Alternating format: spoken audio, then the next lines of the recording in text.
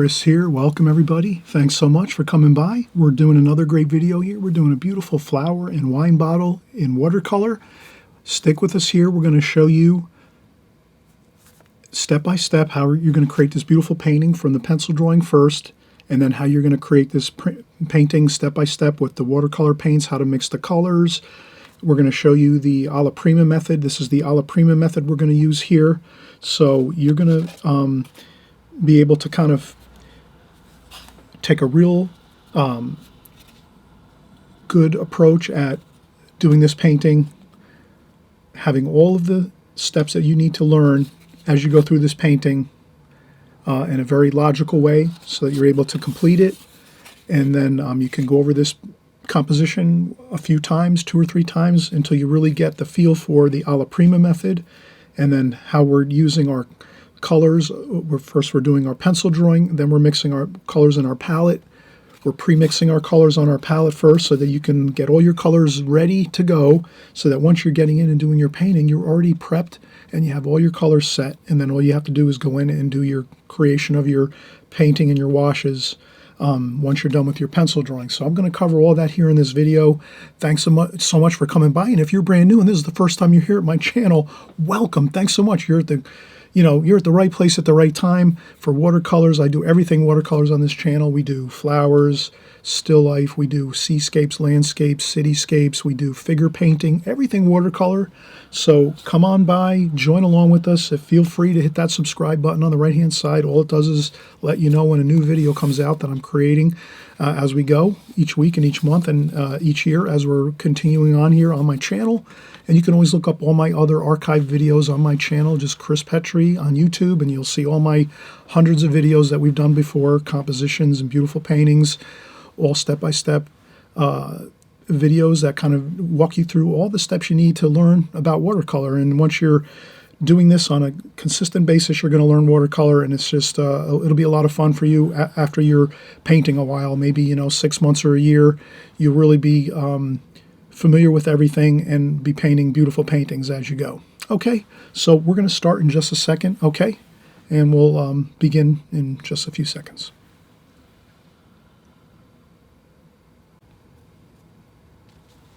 Okay, we just saw the finished painting. Welcome everybody again. We're going to get started. So we're going to do our pencil sketch first. Let's get started here. So the first thing I'm going to do is try to establish maybe like our table. Maybe we're going to make like a table that we just looked at the finished painting. It's a bottle of wine with a little cup, like a coffee cup or a coffee mug or teacup with some flowers in it, and a bottle of wine. So let's get started with that idea of, let's find out where we're going to put our table, the edge of our table. So I'm going to say 1/3 down from the top. So let's say we're going to break our painting into thirds, 1/3, 2/3, and 3/3. So the bottom third, we're going to make our table. So let's just make a little line across here like that. So we have that. Then let's make a border around our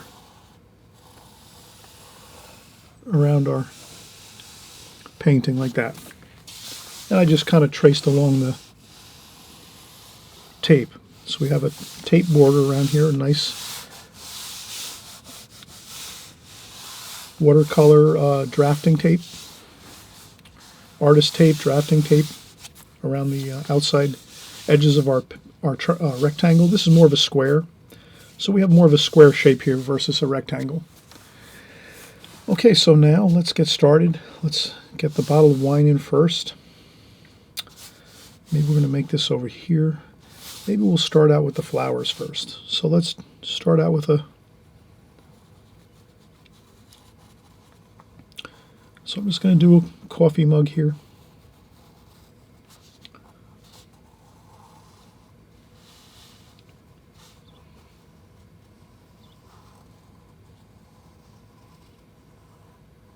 Okay, so we do a coffee mug there, like so. And then we're going to do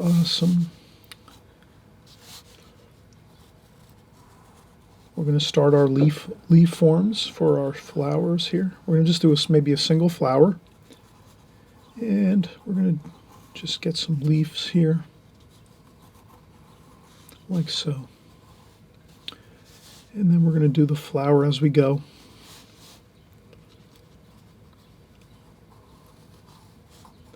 And I hope you'll have fun with this and just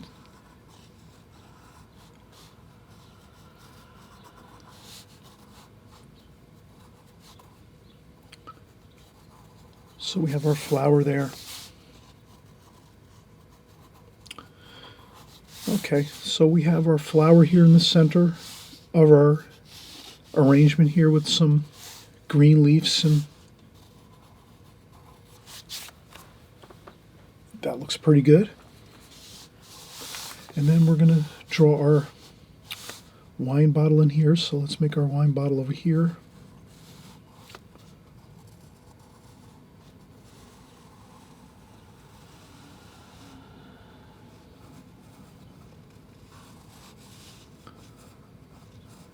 Okay, and we're just going to do our wine bottle like so. And then let's do our label here for our wine bottle. Like that. You know what? I think I should go a little further.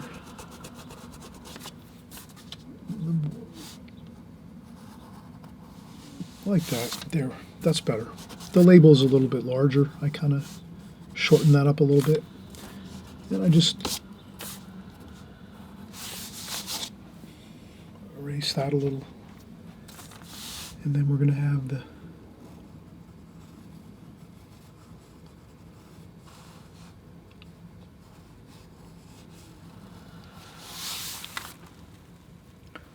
okay, so we're already really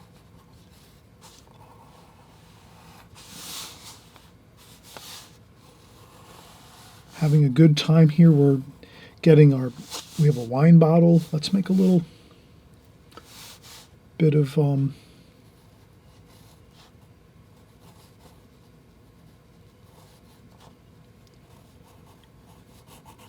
okay, so we're going to do a little bit of interesting.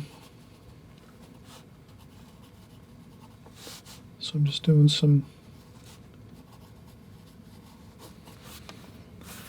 The label here has some flowers and stems and leaf forms, so I want to get that onto the label. The rest of the label is pretty much white. And then this here is, there's some writing down here. So I just put a little bit of the writing down here. And I think this is pretty good. I'm going to also erase this bit of a line over here that we had with our mug. So this is our coffee mug or teacup.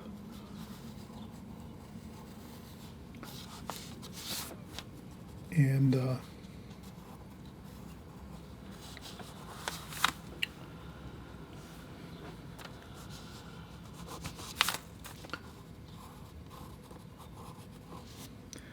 our flowers here. So we're going to have a white flower here.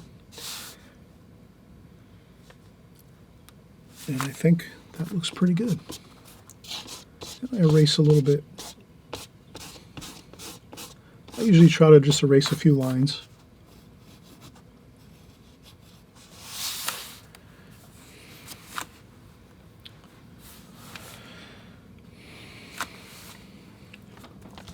Okay, so we got our contour drawing done.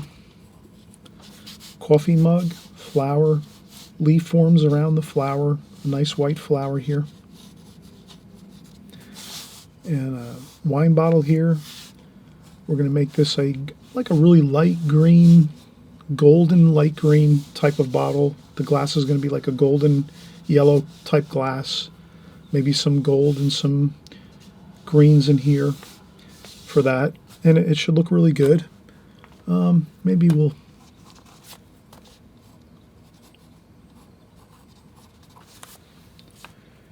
just adjust a little bit of the leaf forms over here. But I think overall this looks pretty good. Okay, so let's take a break. We'll take a break here. I'm going to just get some of this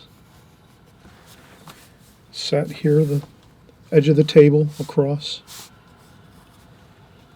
And this will be very loose, very free, very fun. You're going to see how just enjoyable this is, just to create a beautiful, simple composition of a flower inside of a coffee or teacup with a bottle of wine next to it. Simple composition. We're just going to have a fun time creating the color composition, which is going to be more of a simple blues and greens, maybe a little bit of golds and pinks, but most of all, let's keep it a nice green and blue, green and gold, let's say, green and gold composition with a little bit of some pinks and reds in there. But we'll kind of, you'll see as we go that we can make a really beautiful composition with simple color schemes, and we'll just use a nice mixture of colors that we can create from our palette here. And this is my standard palette. Anyone if you need to see my standard palette, you just look up Chris Petri palettes. As simple as that. You just type into YouTube Chris Petri palettes, and you'll see 10 or 15 videos where I cover all my colors of my palettes and what colors I use, what palettes I use. This is a standard palette I usually use on YouTube a lot. So let's come back in just a second. We'll take a break and then we'll start painting, okay?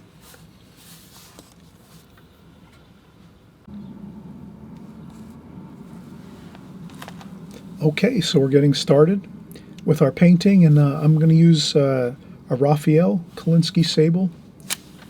A very simple brush to find if you're looking for brushes and you want to find a great watercolor brush. If you're more of in search of a really high quality brush, I use the Raphael. I've had this many years now, this number 6 Raphael Kolinsky Sable brush. It has the orange tip on it, which is very identifiable when you go online to look for it. And then this is as well very easy to find. If you're looking, you just find a travel brush, number 4. This is a Da Vinci travel brush, number 4. Kolinsky Sable travel brush, and it's plastic. And you can bring these out in the field if you're going to do some field studies and you want to do some outdoor painting. You can take your brush and you can put these in your pocket and in your backpack or your purse, and then you just, when you're ready to paint, you just remove it and you screw it together like so, and you have a brush ready to go. And then when you're done, you just simply take it apart, put it back. This way you don't get any problems with your brush hairs. Keeps it safe, your brush safe and sound, and then you put that into a purse or a backpack or your pocket. So these are really nice brushes to use. I usually take these out with me when I'm doing outdoor paintings. So these are the travel brushes by Da Vinci. Fantastic brushes. So I use these also in the studio. So we'll try to tackle this painting with these two brushes, the 4 and the 6. And we'll start out with the 6, maybe first. And we'll start to just get some colors on. So again, we said we wanted to go with some gold and some greens. So I'm going to get some greens over here, sap green over here, maybe some olive green there. Maybe I'll put some of that olive green down here.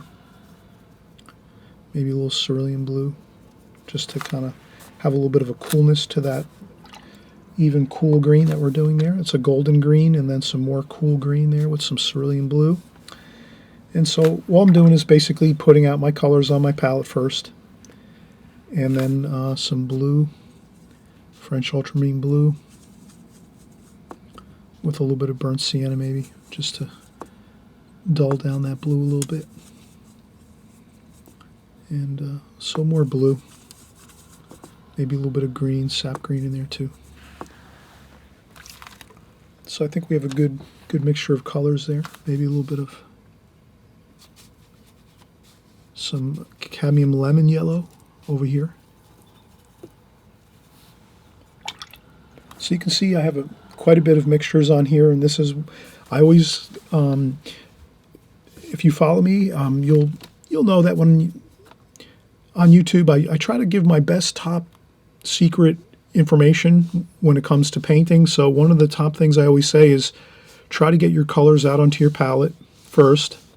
Kind of think about the scene, whatever you're painting, whether you're painting from photographs or other people's artwork, watercolor books from other teachers, my videos, other people's videos, whatever you're looking up and using for your subject matter, it doesn't matter what it is, try to look at it first and say, what colors are you seeing? And then try to just get those out onto your palette like we did here first. So you kind of have your colors out and planned out.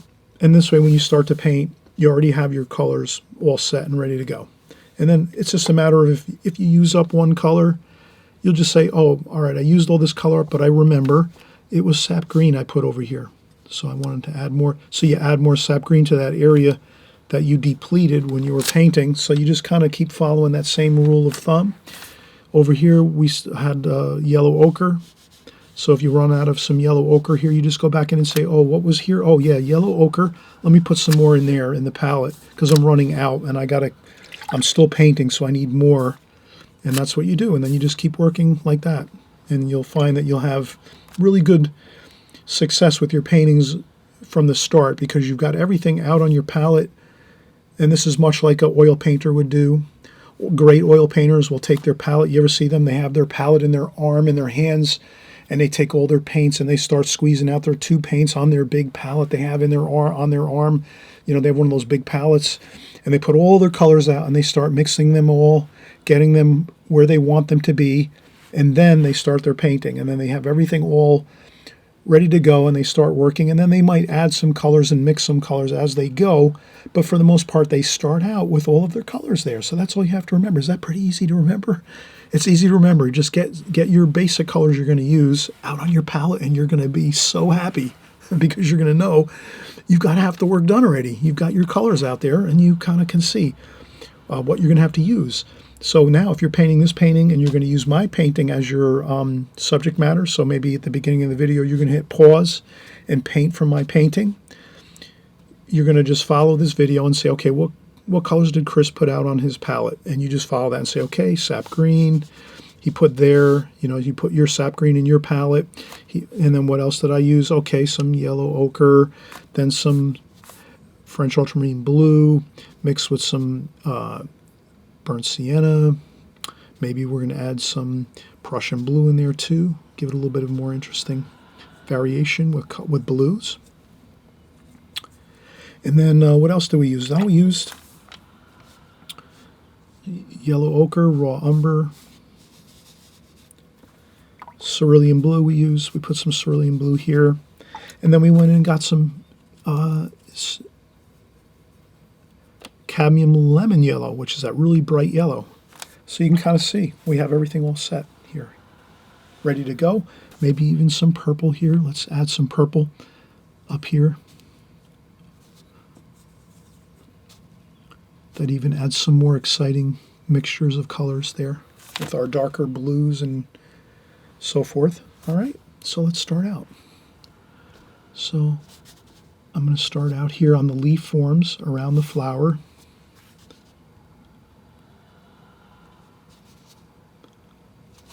And again, I'm resting my hand on the paper at all times with my hand resting firmly on the paper. And then I just take my brush and I set it down onto the areas that I want to paint and start to add my paint, like so. And I rinse off my brush, and again, I always have my tissue at hand here. You can use it. You can use some sponge next to your water pail, and you can take, you swish off your brush in your water pail, and then you can tap it on a bit of sponge next to your water container, or if you want, you can swish off your brush, clean off your brush, and then go and tap onto a piece of tissue. Or if I have an apron on, a lot of times I'll swish off my brush, clean off my brush in the water pail, and then I'll tap on my chest almost with my apron. So I have an apron on, and I just touch my apron quick, and that's how I get the brush a little dry, so we don't have too much water on the brush, and then you work around your painting just like that. Rinse off the brush, dry off a little bit of water, pick up some like that, and then you let the watercolor work for you like that. A little bit of gold. So here we're just mixing our colors and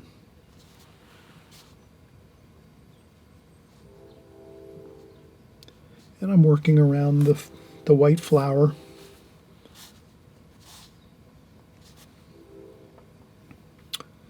And I'm going to try to mix in some different colors here.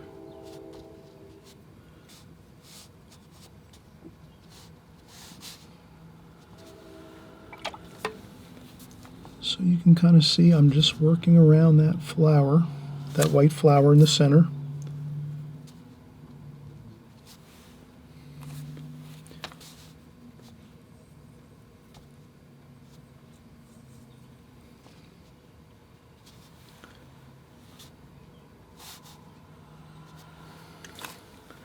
Rinse off the brush, dry off a little bit of paint. We don't want too much paint on there. And then we're going to go in with some more.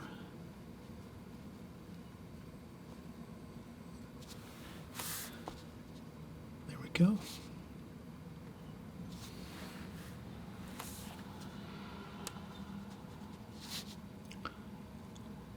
And I'm just working around this flower, and then maybe I'm going to take a damp brush. So I just take the brush, rinse it off, and I dry off a little bit of paint on my tissue. And then maybe I'll just kind of start to, maybe the light's coming this way. So let's not get too far ahead of ourselves. Let's put our light insignia up here. So we try to do this when we're doing our paintings. We try to take a light insignia all the time. This is just a good habit to have. Where's my light coming from? Where's your light coming from in your painting? Try to remember that, that's all. And so we put the little light insignia up here, just to remember. So we'll know where to put our shadows, and so we'll have a little bit of shadows there. And then maybe a little bit of alizarin crimson here. And then we just add a little alizarin crimson to the, maybe a little orange, cadmium red, orange, cadmium red. And we just do a little bit of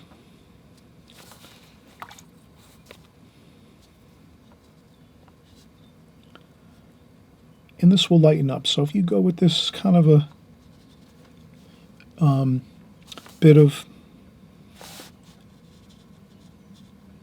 if you do these little bit of shadows and fun things like this in your flower, in the center of your flower, the main thing is please try to leave white paper within the center of your flower. Don't paint everything in solid. So you see how I'm kind of going and leaving white paper in there.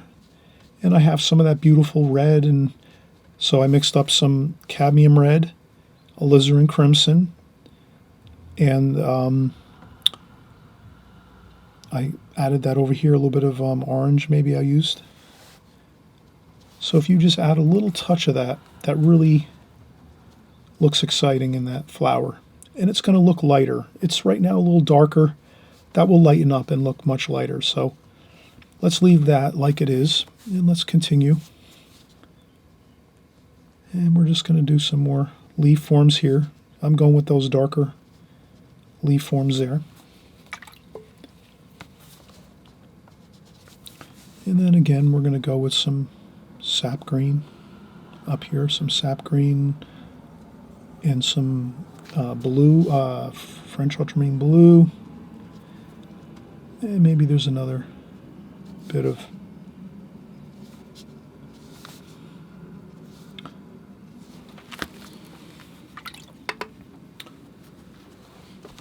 okay, and we get a little, I tend to like a couple splashes as we go, just to loosen up. There we go. Put a couple splashes around. If you don't like splashes, you just don't have to do it. Don't do things you don't want to do. You're the artist. You decide what you like in your paintings. The thing is to use the things you like from other artists, and if there's things you want to change within your paintings, then you can do it a little differently as you would go. And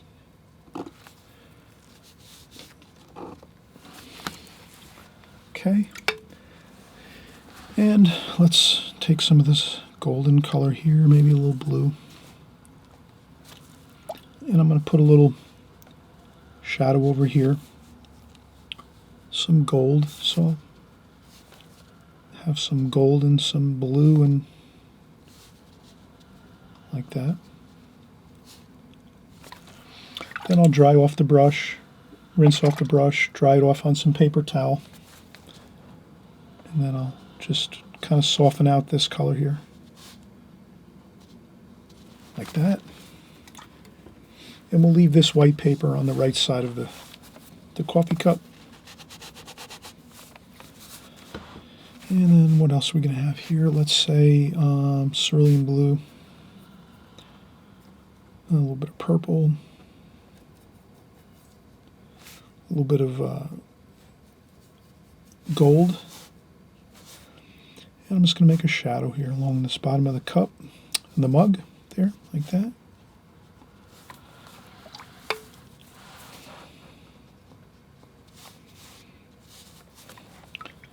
And that's all, just a little bit of blue, purple,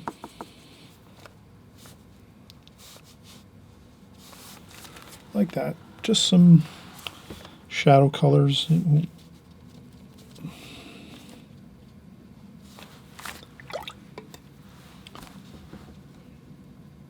work that over a little bit.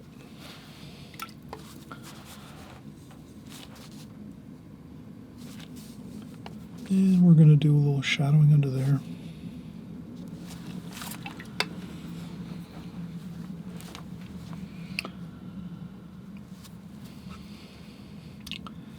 All right, let's continue on here. Some gold. Let's start working in our, and some green, golden green. Let's use gold and green in our wine bottle.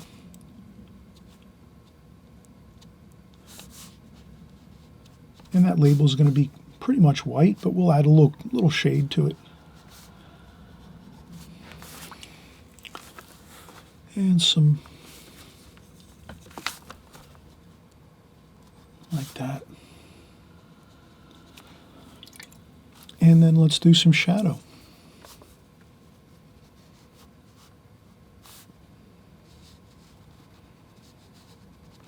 There we go. A little shadow on our wine bottle. Like that. Just a suggestion of it. Nothing too, radical.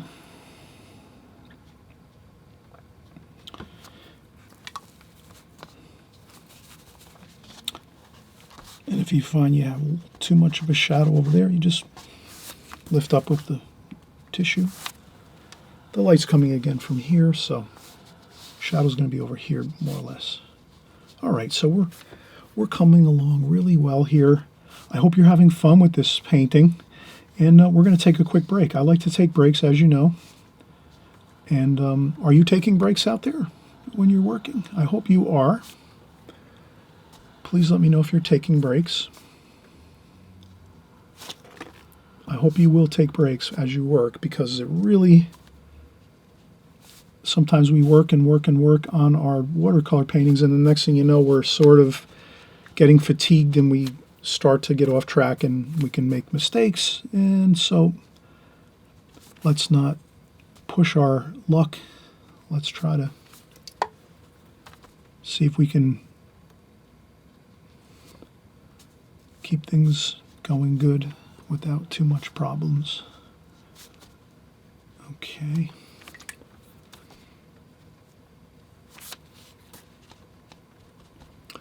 All right, let's take a quick break. We'll come right back. We'll pick back up again. And I always, like to mention a few things. One, keep a track of what type of painting are you doing. What is your technique and method for each individual painting you're doing? This one here, we're doing alla prima. So let's write that right at the top. Alla prima. What that means basically is we're painting this all at one time. Yes, we're painting this all at one time. We're not doing any glazings and letting it dry and coming back, half an hour later, or using a blow dryer. Alla prima is we're painting it all at one time as we're going through our painting. And you can see how we did that. We did our pencil drawing first, and then we just went right in and started doing our darkest darks first. So we went in and did our darkest darks first, and then we started working in our lighter washes here. And you can see we're working around the painting, but essentially it's all at one time, all a la prima. So that's our technique this time. Usually we use 2 different techniques on my channel all the time, and you're going to learn both of them as you stick with me week after week, month after month, and year after year.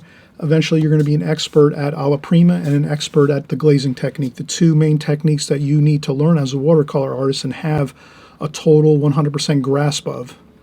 So once you have those 2 techniques and methods down pat, a la prima and the glazing technique, those 2 together, you can combine them together or you can stick with one or the other. You can interchange, but once you learn both of those techniques really solid, which you will learn on my channel if you're sticking here week after week, month after month, and year after year, you can't learn it in a couple weeks. It takes time. It takes at least 1 year.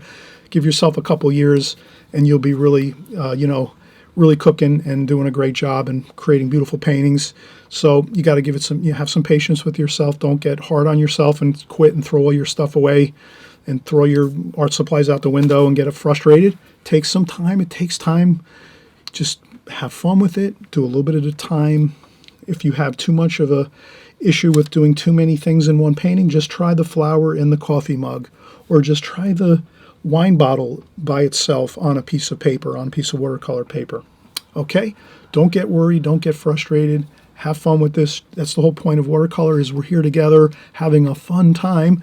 And then you can go back to all your stressful things every day that you have to deal with, which we all have to deal with.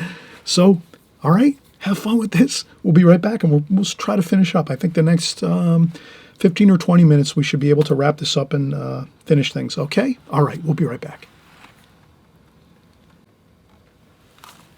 All right, are we having fun here? I hope we are. That's the main point of my videos. Have fun with watercolors. It's really a great medium, a lot of fun. I know you're doing a great job out there. Again, you're just, if you're a brand new watercolor artist, I want to welcome you. If this is your very first time coming to one of my videos, I want to welcome you and thank you for coming by. Just stick with me here.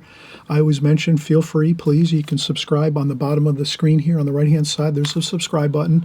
All that's going to do is just alert you the next time you open up your YouTube application on your phone or your computer. It'll just say, hey, Chris made a new video whenever we make a new video. That's all it is. It doesn't mean that we're going to send emails to you or anything like that.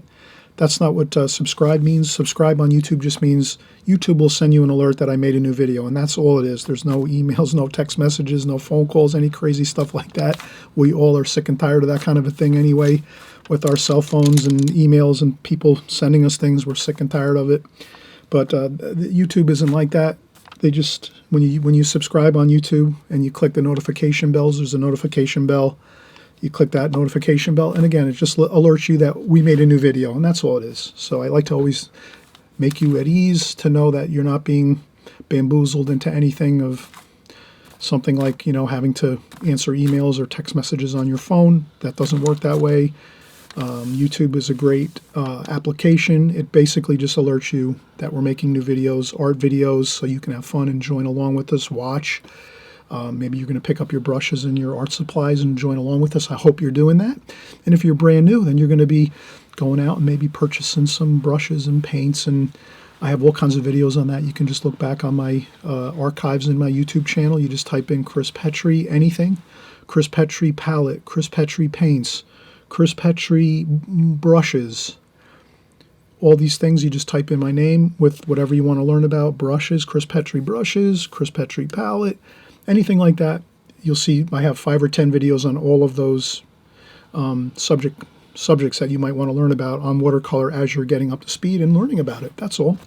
And I also have the new Extreme Beginners series, which you'll really enjoy that if you're just for the first time coming here. If you type in Extreme Beginners Watercolor with Chris Petri or just Extreme Beginners, you'll see my videos. That's more or less, you're starting out with more simple brushes, more inexpensive art gear, because you might not want to spend hundreds of dollars on new art supplies if you don't know if you're going to enjoy watercolor or stick with it. But when you're starting out, you can start out with some simple, inexpensive brushes. For $5, you can get 5 brushes, 4 or 5 brushes in one pack. These are the brushes you get when you buy a pack for $5 or $6 or $10. Princeton Art and Company brushes. So I always mention that these are different videos. I have different, a series for beginners, as well as this is more of a advanced series. But even if you're a beginner and just starting out, you can work on these type of paintings too. Don't feel you can't try these videos or try these exercises and compositions. Try these compositions too when you're working in watercolor. If you find they're too difficult, then you can maybe stick more with the more beginner style watercolors. But these here are pretty straightforward too. So I hope you'll try these as well. So let's continue on here. And I'm going to change my water. So I change my water out 2 or 3 times during a painting. Fresh, clean water. My paints here in my palette, we're pretty much using the same colors over and over, but I like to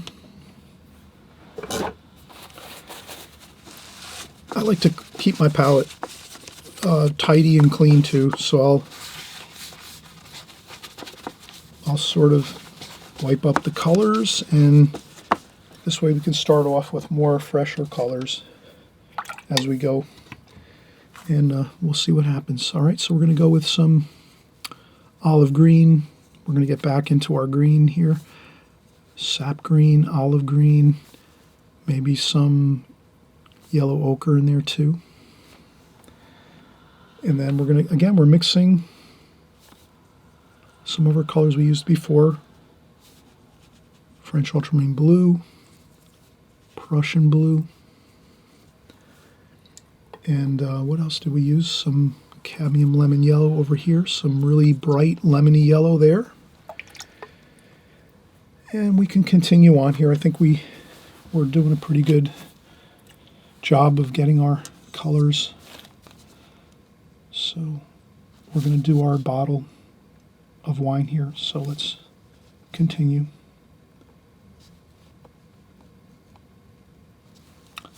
And then some gold. Let's try some golden color.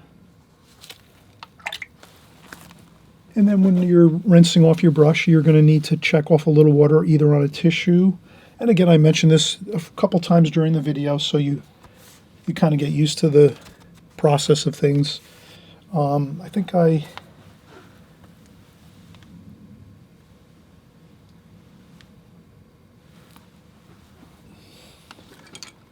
had a sponge over here. I think it fell onto the floor. I don't see it right now, but you can use paper towels, tissues, a sponge, and you can kind of start to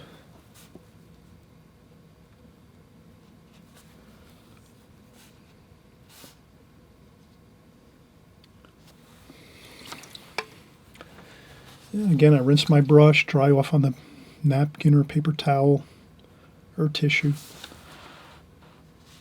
so we can kind of start to, and I leave a couple white spots of paper on there for like highlights, like that. And then here maybe let's do some sap green and some yellow ochre.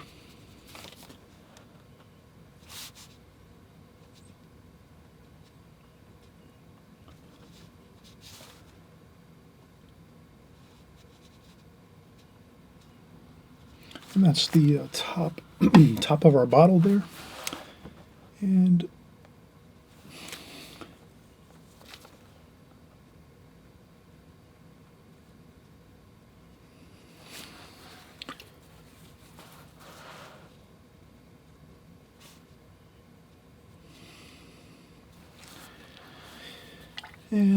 we'll take some more paint and just kind of change things up a little bit here.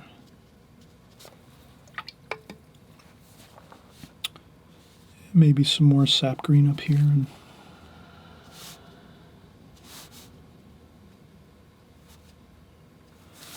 so I'll do a couple little accents around the label here. So that's always a good thing, to try to enhance some of the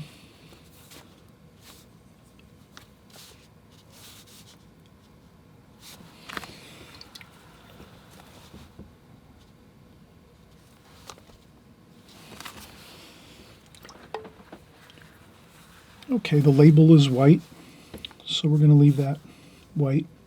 And then maybe we'll put a little golden color over here.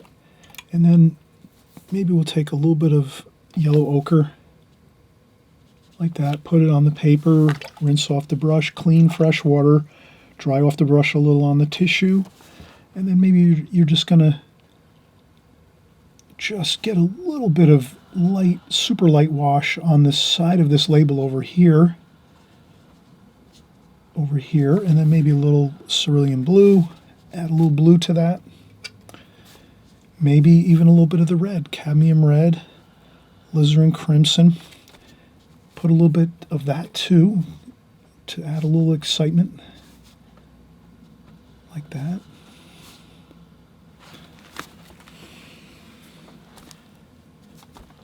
And then let's make a little shadowing over here. So yellow ochre and sap green and olive green. And let's make a little bit of background color over here. And some cerulean blue. Like that. Then we take that up and just blend it up like this.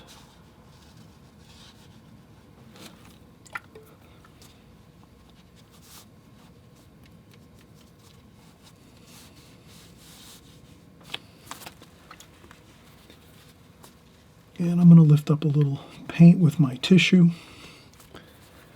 And maybe we'll go with a little blue there. A little bit of an interesting color there, just to give a little bit of excitement there. And let's see, let's go over here. We're going to try to make a bit of a line across here where the edge of the table is. So that's why I'm working this color here like this, so that we have some definition along that table. And I could take some cerulean blue there, maybe. And then again, if I have my colors infiltrating, I just do that. So you can do that when you're painting and you see a color.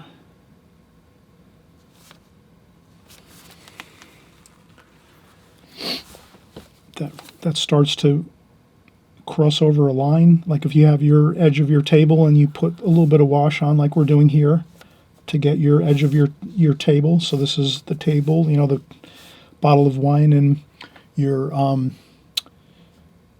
coffee cup or teacup with your flower. If you're starting to paint your background color along the edge of your table and you see that some of your color starts to flood into your table cloth or your table, you can always use your tissue and just blot up like that if it starts to, you know, flow into the table area. And then also you have a secondary option. Once that happens, try to lift up a little bit with your tissue, and then once that's done, then you can go ahead at the end of the very, very end of your painting, when everything is 100% dry, you can use some titanium white and use some white paint to touch up your edges of your table, let's say, if you think it needs to be. So you can you have a couple options as you go to try to recapture some things that you have going on your painting if you're trying to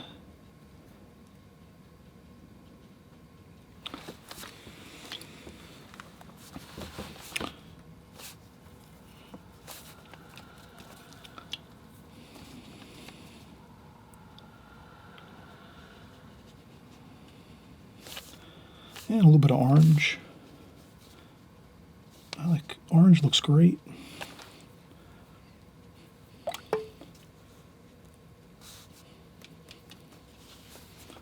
Kind of that beautiful warm color orange.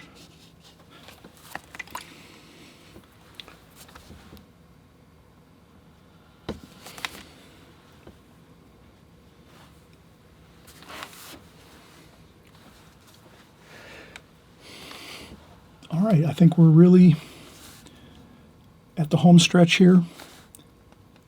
Okay, we're going to need to let this dry a little bit. So I would say at this point, let's let this dry now. We have a lot of work done on this painting, this composition. So let's let this dry 100%. Then we can come back in and we can actually add the details on the wine bottle, on the label of the wine bottle, because this is still wet. I can feel it. It's very damp. So now's not a good time to go in and do details on this. So let's let this dry. This over here looks good. And I think that looks fine. All right, so we're going to be right back. We're going to take about a half an hour break or 20 minutes, unless you have a blow dryer and you want to blow dry everything off quick. Again, if you're doing just a composition, you're trying to do your practice time in here and you're trying to get your compositions done and practice up on everything, that's fine. You get a blow dryer, you dry it off now at this point, and then you can go back in and just finish your details on your label for your wine bottle, and you're all set. And you have your finished painting. You can sign it, put it in a frame, hang it up, give it as a gift, have a great time with it. We're all about having fun here on this channel, so have some fun with your watercolors. Do whatever you want. Save it, put it in a folder. If it comes out really good, I say put it in a frame and hang it up on the wall. And this way, you know, you have some really cool paintings. You put them up on your wall. It shows your progress. And then if maybe a year down the line you create even a much better painting, then you take this one down. Maybe you sell it or you give it as a gift or something like that, and you put your better paintings up on your wall. So you just keep, you know, moving ahead. Better paintings go up on the wall. Your paintings that you're not... you know, if you have paintings that you think a year from now, you might be painting paintings and you'll say, wow, those ones I did a year ago, they don't look all that great. Well, that's no problem. They're still good. Keep them for mementos for yourself. Save them and keep them in a little folder, or even put them in a little small like portfolio type folder where you can put them in sleeves, and plastic sleeves, maybe put some paper. We'll go over that in the future, okay? So we'll do future videos. We'll go over how you can archive and save some of your compositions that you do as you're working on them, you know, and then some of the ones that are really fantastic that you create, you put those in frames. Make sure you're framing some of your paintings that are looking really good, because, you know, you have to promote yourself and feel good about your paintings, and put them up on the wall when they're looking good, okay? So remember to do that, and we'll go over that as well. We're going to cover how to frame a painting, how to mat and frame a painting. It's very simple. We'll show you how to do it here. Okay, so I'll be right back once this dries. We'll finish up this label for our wine bottle, and we'll be all set. You'll have a finished painting. Okay, so we'll be right back.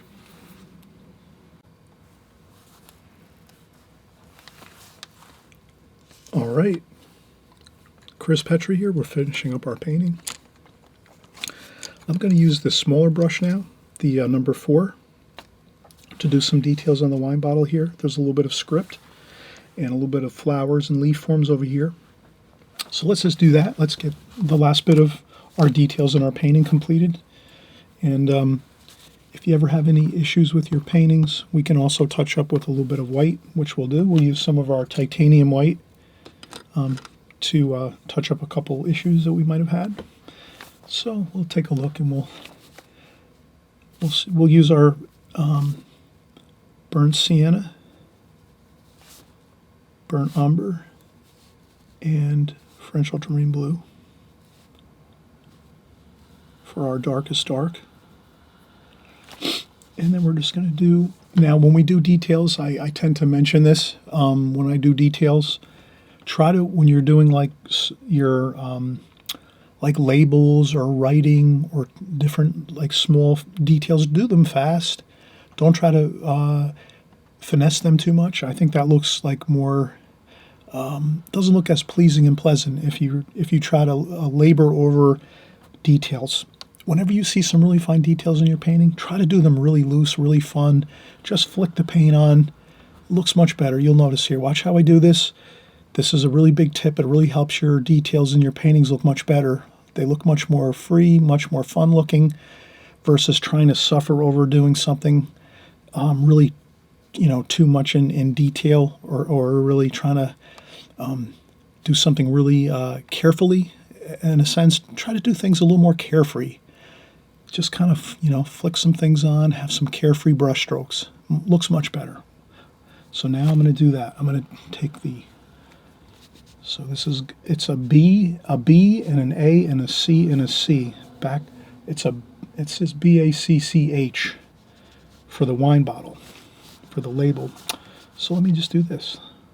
1, 2, 3, 4, B, A, C, C. Good. There we have it. Okay. Very simple, very quick. Not too much fussing around. That's going to get us into trouble. And then some cadmium red and some burnt sienna and burnt umber. Like this. And then there's some flowers here, like so. Quickly I do that. Okay, good. Now there's some, I'll use some Viridian green with some of that blue that we had before mixed in there. Maybe some cerulean blue and some Viridian green. And then we're going to do some of the finer leaf forms here, like that. Good. And again, I rinse off the brush, dry off a little bit of the paint on the tissue, and then I look over there and I say, okay, there's a little bit of a flower, like that, and I flow that right into the background. And maybe a little more dry off the brush. So here it's completely dry brush, and we just do some more. And I think that's good. Then we have a little more writing on the bottom. Again, I rinse off my brush, dry off the brush on the tissue, and just pick up a little bit of paint.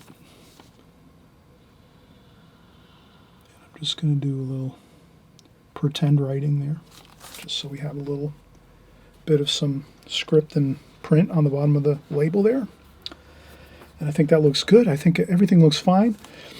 Okay, now we talked about maybe trying to just touch up a few spots with some titanium white. If you lose a couple spots where you see some paint that flowed down into some of your flower areas, or if you want to add a highlight or something to another portion of your painting, this is the time to do it. We take a little bit of yellow ochre, and we put that yellow ochre, just a touch of it, in the top of the titanium white top of the tube. Take our brush, dip it in there with a bit of a yellow ochre, and then here we can do this. We can touch up that flower where we saw that blue paint leak down into the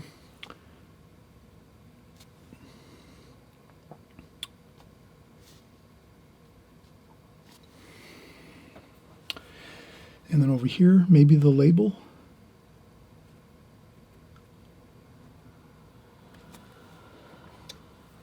If your label got a little bit disturbed by some washes, you can fix that too. So I just take my titanium white, put the brush in there, a little bit titanium white with a little yellow ochre,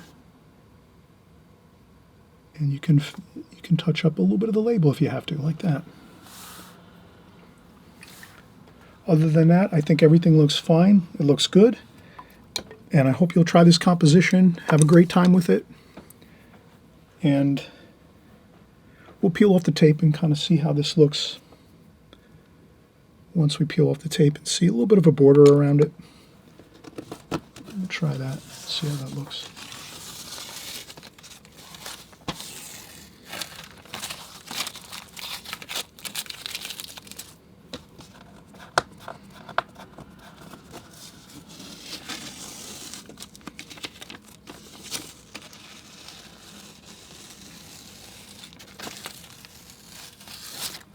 Okay. Well, I hope you had fun. This is all about having a great time with watercolors. Enjoy. We'll see you on the next video. And again, I always appreciate all of your great comments in the comment section of my YouTube channel. Thank you so much for all the great and kind words that everyone has sent to me, saying thank you and saying, you know, that you're really enjoying all the content here we have on my channel. It really bolsters my enthusiasm to keep coming back and making more videos. So again, it's a really big uplifting thing to be in the comment section all the time replying to your messages, and I want to thank you for that, and also for your insightful comments and suggestions. And we're going to see you on the next video, okay? Talk to you soon. Bye-bye.